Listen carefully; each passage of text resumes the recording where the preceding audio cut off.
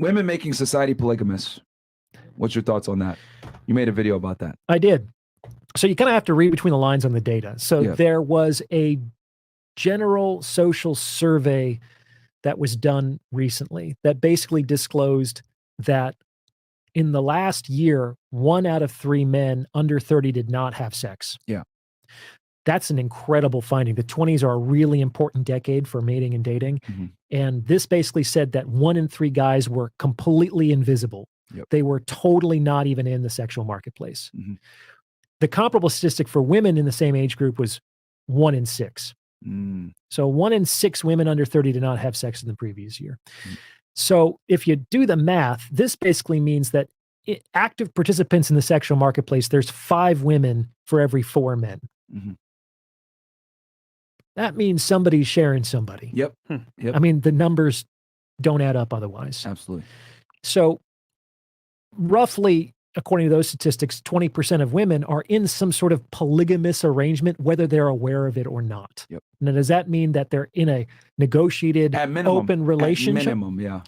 Well, yeah, you also see the fact with respect to the distribution in body count, right?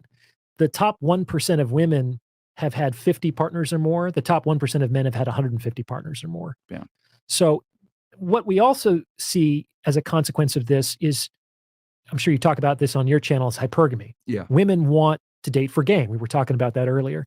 And women are doing very well these days. Like in most quantifiable metrics, they're actually out earning men in the West under 30 without children in that demographic. Yeah. They're more likely to graduate high school, college, postgraduate degrees. Absolutely.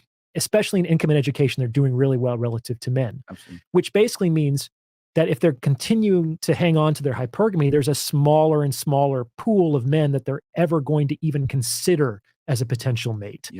And these guys at the top enjoy unprecedented optionality. Yeah. And so you actually have a few guys who are having access to the vast majority of the sexual opportunity in the marketplace. And the likelihood that any one of those guys at any given moment is going to give up all of that incredible optionality for this one woman is functionally very, very low. Especially when he had to work to get there. Well, that's why I say men treat women the way women treat money. Okay? We can talk about that in a second. But when you get a chance, what I'm saying here is the optionality. Yeah. The men that women want things from are the least likely to give it to them. Yeah. And women don't seem to understand that. Yeah. Yeah. Sorry, say what I'm saying. The men that women most want things from are the least likely to give it to them. Cool. If most women say want commitment, if most women want monogamy, if most women want long-term provision, the men that they want those things from at the top, like 10%, they're the least likely to give them those things. Facts. They'll give them a sexual encounter. They don't have any problem with that. Yeah. But they're very unlikely to give them those things because it means giving up all this other optionality. Yeah. Yeah. That they had to fight for. Yes. Women really men have to earn their optionality, just like women have to earn their money.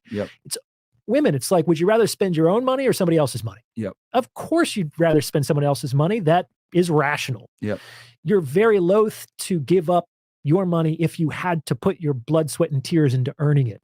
Men have to earn their sexual optionality. That's why they're very loath to give it up. They're also more likely to take it when it's offered. Because I've never heard a woman who was offered money say, no, thank you. Absolutely. I have enough money or I have a job. And I want to say this, and because I want you to expand on that a little bit and we'll close out. What the top 1%, top 10% of men? This is what I was going to say. Feminism, women being educated, women making money, etc. Women getting all these rights and privileges and all this access. What it inadvertently did and unforeseen circumstances, and no one talks about this, is it actually has put the top 1% of guys in the driver's seat. They're the ones that really control the sexual marketplace. Now, do women in general control it? Absolutely.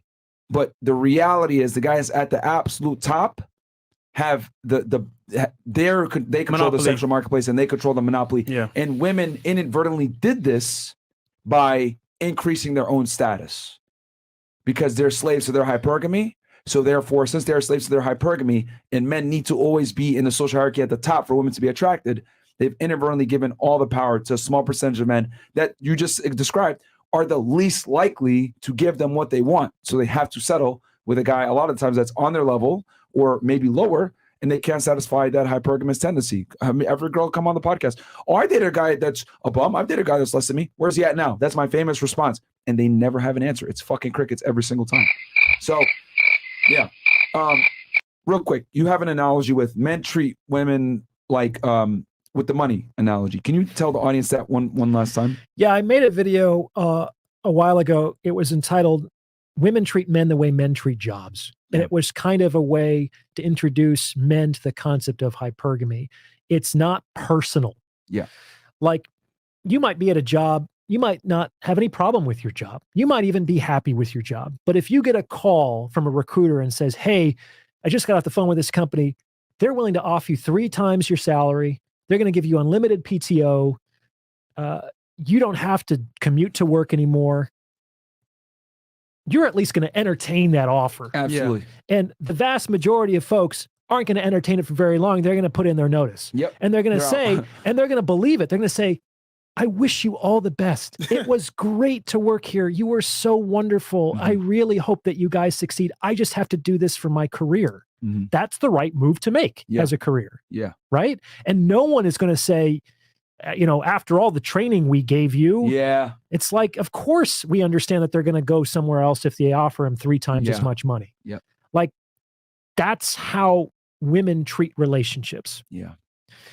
It's not personal.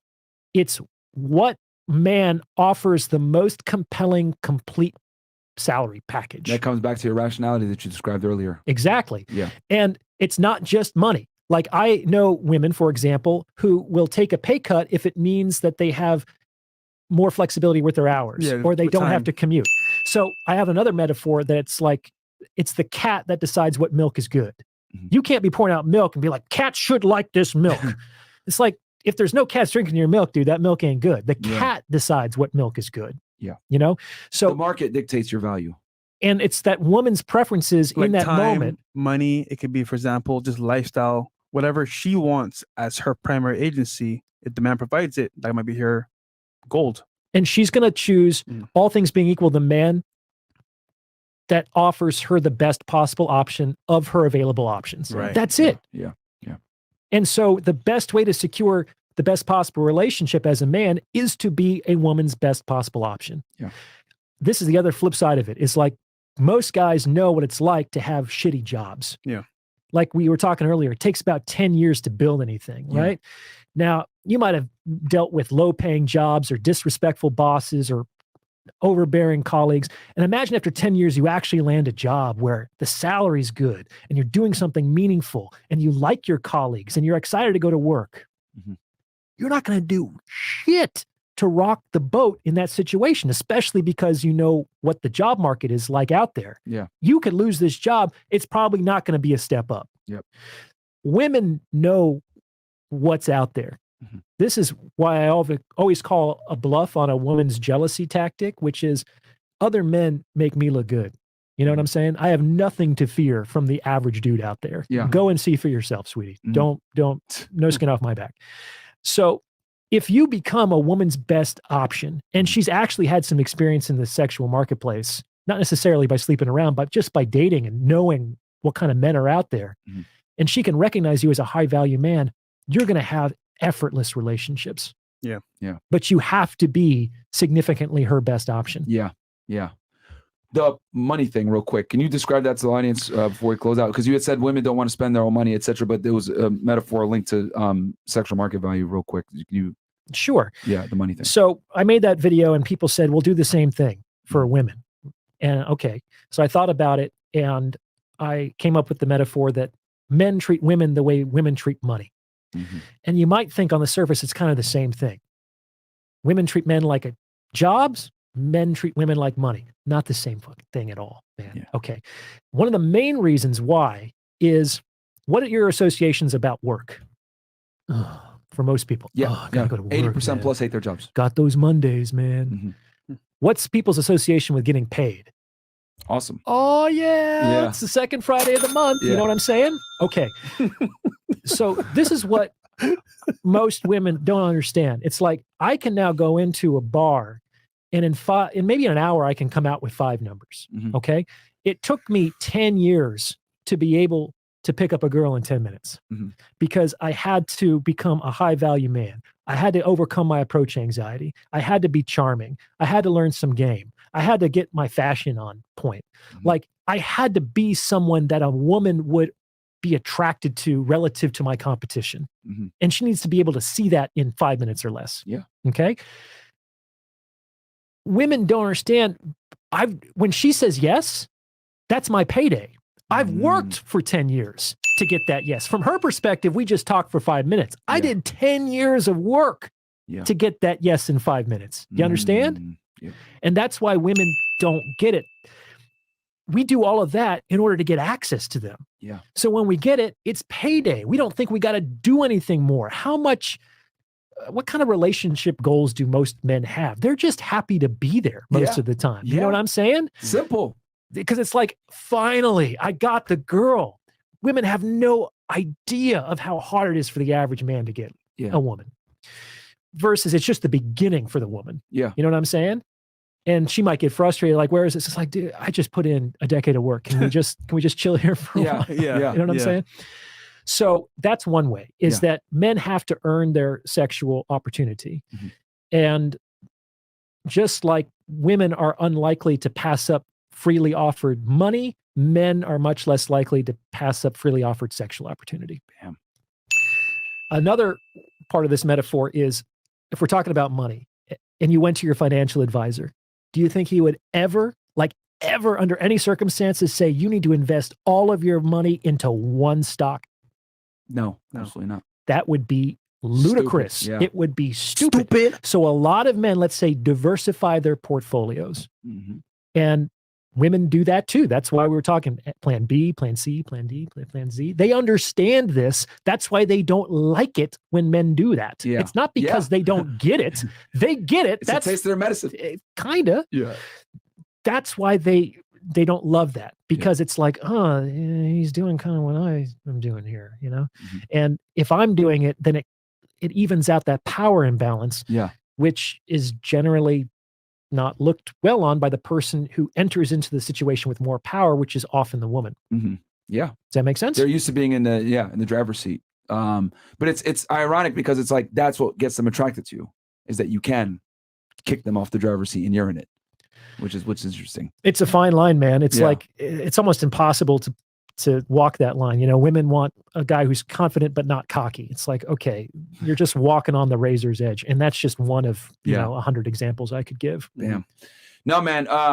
That dude. Yeah, I give you the last word, man. He is Dr. Orion Taraban, right? Taraban, you got it. And guys, subscribe to his YouTube channel. 3 Psych hours Hacks and 40 minutes of just sauce, pure value and pure content. Yeah.